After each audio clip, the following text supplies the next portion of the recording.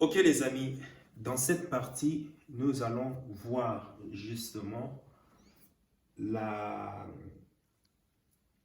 l'un des passifs qui représente le plus de dépenses dans notre quotidien.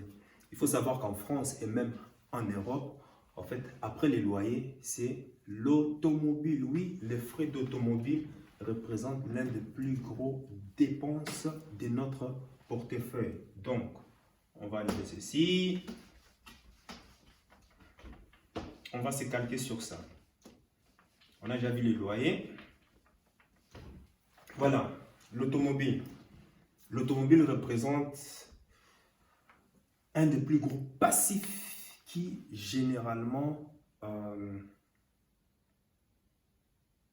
appauvrit la majorité d'entre nous.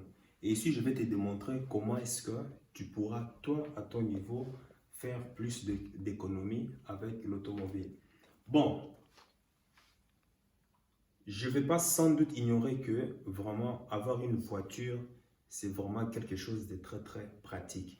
Et depuis les 10 dernières années, les constructeurs automobiles ont fait pas mal de progrès et ils nous ont facilité la tâche, surtout avec l'arrivée des nouvelles technologies. En l'occurrence, un véhicule n'est plus simplement un outil qu'on utilise pour se déplacer d'un point A à un point B, mais c'est devenu quelque chose de plus que ça. Pourquoi? Parce qu'aujourd'hui, avoir une belle voiture, surtout si tu as une plus grosse, tu as une plus belle, tu as une plus robuste, une plus rapide, calme-toi l'INSEE. Hein? Je ne fais que parler d'automobile. Ce n'est pas ce que tu crois. Bref, je parle des véhicules. Donc, si tu as une plus grande, donc ça impacte en fait notre estime de soi. On le sait tous. Et d'ailleurs, il faut voir même dans une vidéo que j'avais partagée où j'ai mentionné que, au fait, la mentalité des pauvres, c'est que quand on te voit avec une belle voiture, dans l'imaginaire collectif du citoyen, de monsieur, madame, tout le monde, on associe cela avec ah, celui-là a une belle vie, celui-là a une vie confortable. Mais en réalité, est-ce que tu sais que ces personnes mangent en général des pâtes du 1er au 31? Est-ce que tu sais ça?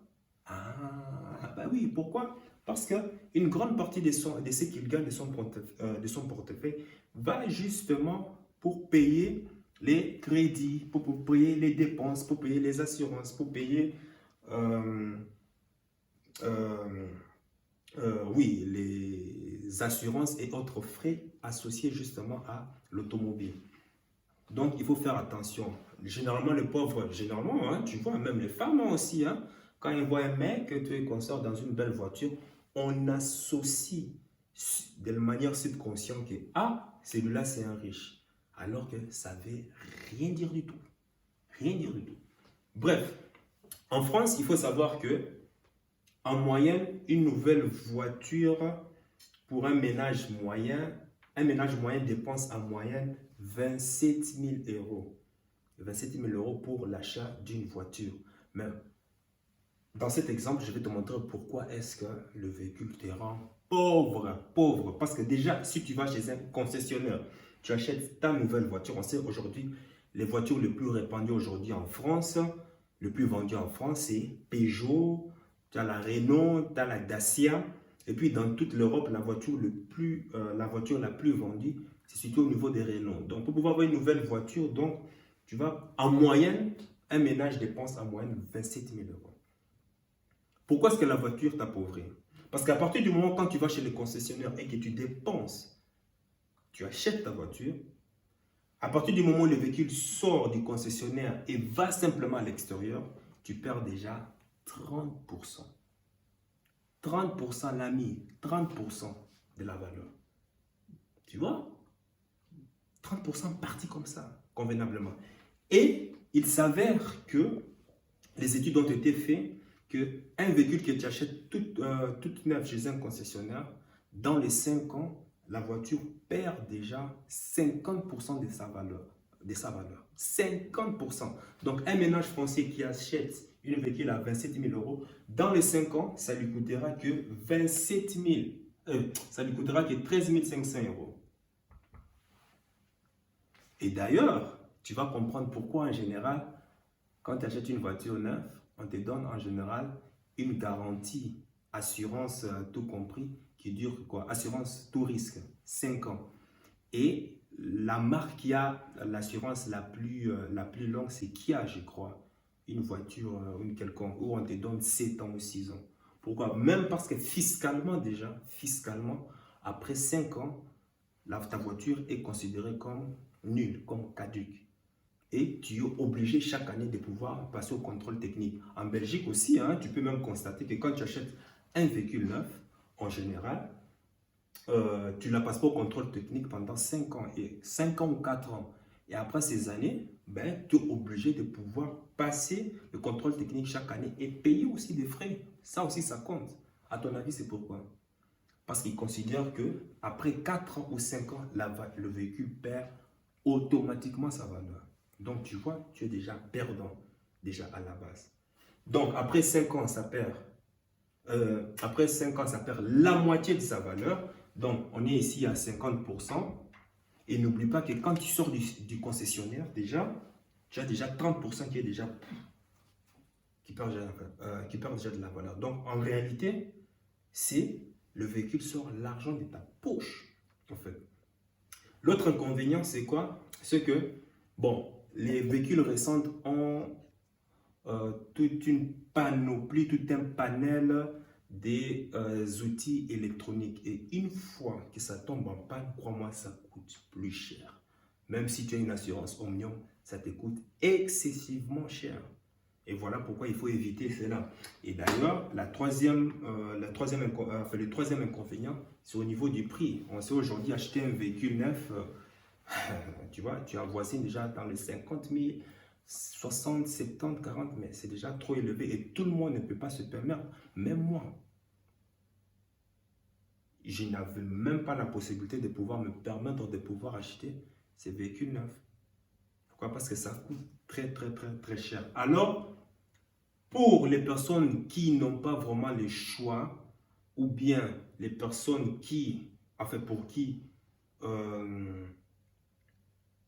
sans le véhicule, leurs conditions, enfin leur quotidien serait complètement difficile. Moi, je conseillerais justement d'acheter un véhicule qui y a déjà 5 ans d'âge. Pourquoi? Parce que tu auras plus la chance, de faire, comment on appelle ça, non seulement de maximiser au niveau de la qualité, mais aussi avec le temps. Pourquoi? Parce qu'un véhicule qui a 5 ans d'âge a notamment toutes les pièces de rechange et autres sont vraiment, comment dirais-je, en très très bon état, malgré que les constructeurs automobiles vont te dissuader de pouvoir ne pas acheter. Et aussi, il faut savoir qu'un véhicule d'occasion, après 5 ans, coûte en général dans les 3 000 à 6 000 euros pour les véhicules qui ont une, comment on appelle ça, une catégorie un peu plus élevée. Donc, tu vois, tu achètes un véhicule à 6 000 euros qui, 5 ans auparavant, coûtait 27 000 euros en moyenne. Donc, ici déjà, rien qu'avec cette vidéo, je viens de te faire économiser virtuellement 22 000 euros comme ça. Bam! Bam! 22 000 euros d'économie. Donc, au lieu d'acheter un véhicule neuf, je te conseillerais d'acheter plutôt un véhicule qui a 5 ans d'âge. Parce que tu auras un véhicule en bon état, les pièces toujours en très bon état, surtout ici en Occident, et tu auras l'occasion de le payer vraiment nettement moins cher. Tu vois, voilà pourquoi il faut vraiment éviter, comment on appelle ça, voilà pourquoi je te conseille vraiment d'éviter les dépenses au niveau de l'automobile. Troisième point, c'est que je voulais soulever maintenant pour les personnes, pour les personnes qui n'ont pas assez de moyens. Ici, je parlais des personnes neuves. Enfin, les personnes qui ont la capacité d'acheter des véhicules neufs, c'est déjà des personnes qui ont déjà un emploi et qui gagnent suffisamment bien, 1500, peut-être 2000 euros, tout est consort. Maintenant, pour les personnes qui ne gagnent pas assez, moi, je ne vais pas te conseiller d'acheter un véhicule neuf. Moi, je vais te conseiller plutôt, aujourd'hui, il y a des alternatives. L'alternative aujourd'hui, c'est quoi? C'est des plutôt, comment on appelle ça? Grâce à l'opportunité LR. Et si aujourd'hui, LR, tu as l'opportunité de pouvoir avoir un véhicule à ta disposition, assurance, tout frais payé gratuitement. Gratuitement, tout frais payé. Mais tu vas devoir un tout petit peu travailler. L'activité est simple, mais tu vas devoir travailler. Bien sûr, c'est comme une voiture. Tu crois que tu vas l'acheter comme ça? Non, tu as dû déjà travailler, mettre de côté et puis pouvoir te le payer, non, n'est-ce pas? Ben justement, chez LR Beauty, nous avons aussi un concept de véhicule qui aujourd'hui a d'énormes avantages. Parce qu'il faut savoir que un véhicule, par exemple, disons, que tu achètes à 13 500, que tu achètes après 5 ans, hein, tu achètes 13 500 euros, enfin, un véhicule que tu achètes 27 000 euros, disons, ça te fait une moyenne de quoi? 225 euros par mois. Et là, tu n'as pas toutes les options. Mais alors que chez nous, par exemple, pour les mêmes conditions et en plus avec une full option, ben, tu t'en sors avec 140 000 euros, la moitié. Quand tu as une Volkswagen, par exemple, hein, une quoi, comment on appelle ça? La V8, série 8, un truc comme ça. En tout cas, les amateurs, mettez dans les commentaires, la série 8, 2020 et autres, ça coûte autour entre 600 euros et 700 euros par mois chez le concessionnaire. Mais grâce à LR, parce que tu apportes de la valeur à LR, le véhicule ne te coûtera que 250 euros par mois. Assurance, tout frais compris. Essence, tout est compris, tu as des bonus justement pour ça. Parce que simplement, tu pratiques une activité simple.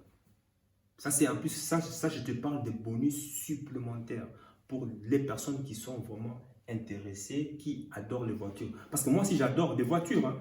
Ma voiture que j'ai toujours idéalisée, c'est d'avoir une Rolls-Royce. Et je vais y arriver. Et enfin, je dis toujours, même pour ma femme, en tout cas, je la payerai même pas la payerai, la donnerai, comment on appelle ça, la Bugatti, la noire. Ça fait partie de ma dashboard, vision de bord, comment on appelle ça, tableau de visualisation. C'est marqué, il y a des photos, tout est comme ça. Je vis une Rolls-Royce. Et puis à ma copine, je la donnerai, enfin à ma femme, je la donnerai, comment on appelle ça, la Bugatti, la noire.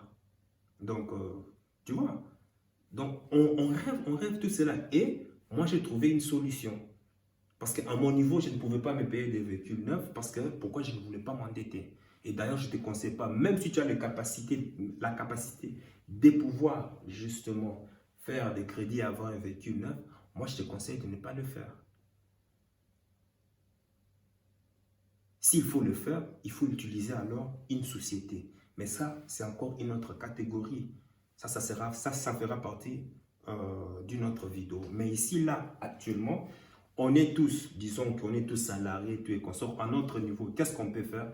N'achète jamais un véhicule neuf. Ça, c'est ce qu'il faut retenir. Pourquoi? Parce que c'est de l'argent qui sort de ta poche. Et en plus de l'argent qui sort de ta poche, et ça sera aussi un frein lorsque tu voudras aussi investir dans l'immobilier. Ah oui, parce que ta capacité d'endettement sera grignotée. Eh bien voilà, pour ça, on fera encore une autre vidéo pour pouvoir expliquer avec des chiffres. J'aime bien expliquer avec des chiffres à l'appui. Ta capacité d'endettement sera grignotée, tu seras limité. Tu vois, le véhicule est un vraiment frein, est un moteur principal d'approvisionnement de la population. Les riches ne font jamais ça. Les riches, ce qu'ils font, ce sont les entreprises qui payent des voitures, mais pas eux de leur poche. Ou bien les investisseurs utilisent plutôt les dividendes, ou bien, comment on appelle ça, les excédents de ce que leur investissement leur a apporté pour pouvoir acheter un véhicule qui va pouvoir défiscaliser. Donc, la personne est totalement gagnante en fait dans tout. Mais le pauvre ne comprend pas cela. Le pauvre croit, il va sortir l'argent de sa poche pour pouvoir acheter un véhicule dont il ne profite même pas, où il est obligé de travailler 40 heures, deux fois même 50 heures par semaine, souffrir, souffrir, souffrir, souffrir, où la personne va être lynchée en vue de pouvoir encore payer, de rembourser le véhicule. Tu vois, ça c'est vraiment, ce n'est pas, c'est être inéduqué financièrement. Tu vois, j'ai parlé d'un cas très simple, je n'ai pas voulu aller dans les détails parce que je sais que les profils diffèrent d'une personne à une autre. Parce qu'il y a des personnes qui touchent excessivement d'argent, il y a des personnes qui ne touchent pas assez d'argent et il y a d'autres personnes qui ne touchent pas du tout d'argent. Donc avec cette vidéo, retiens que grâce à LR, tu as la possibilité aujourd'hui de ne même pas payer 27 000 euros en moyenne, ou bien de ne même pas payer 6 000 euros, ou bien 3 000 euros en moyenne pour pouvoir avoir un véhicule. Aujourd'hui, tu peux avoir un véhicule gratuitement en suivant simplement des principes du plan marketing que la société a mis en place en vue justement de te faire bénéficier. Plus tu apportes de la valeur, plus tu reçois tranquillement tes bonus en toute transparence. C'est le meilleur concept auto que je n'ai jamais vu nulle part ailleurs. Nulle part ailleurs. Déjà, rien qu'ici, en Belgique, déjà, il y a plus de 51 Volkswagen qui ont été, série 8, qui ont été distribués à des partenaires qui viennent de tout horizon. Boucher, en passant par caissier, consultant, CO, technicien de surface, les amis, technicien de surface. Femme de ménage qui a une V8, enfin série 8, hein, si bien je crois, enfin si j'ai, enfin écris-moi, hein, la série, la Golf 8, voilà, Golf 8, la Golf 8 justement, technicien de surface. Et les concepts des marques comme des Mercedes, des Porsche, ça je n'en parle même pas parce que ça c'est encore un autre niveau. Si je parle de ça ici, tu seras découragé. Donc on reste sur des véhicules plutôt abordables. Tu vois? Donc, c'est ce que je tenais vraiment à te redire. Et puis, dernier conseil. Si le véhicule, parce que ça représente, c'est quand même c'est la deuxième grosse dépense du budget du ménage, ce que je vais te conseiller, c'est simplement de déménager et d'aller habiter à l'endroit qui est plus proche de ton lieu de travail. Soit tu vas commencer à aller à pied, ou soit tu vas commencer à prendre des transports en commun. Je sais que ce n'est pas évident, mais il faut voir que le sacrifice en vaut la peine parce que si tu arrives à te retenir pendant 2, 3 ans, cet argent que tu mets en poche, mon Dieu, my God, tu imagines ce que tu vas faire avec? Ça va te permettre d'avoir un levier vraiment conséquent pour pouvoir investir plus tard. Donc imagine ça, 2 ans, 3 ans, ça va vite, hein? Ça va très, très, très vite. Imagine ce que tu peux mettre de côté. Moi, je te conseille de pouvoir déménager. Si tu te rends compte que l'automobile vraiment représente 50% de tes besoins principaux, tu déménages. Si vous vivez à 2 et que vous avez 2 voitures, vendez une voiture et restez avec une.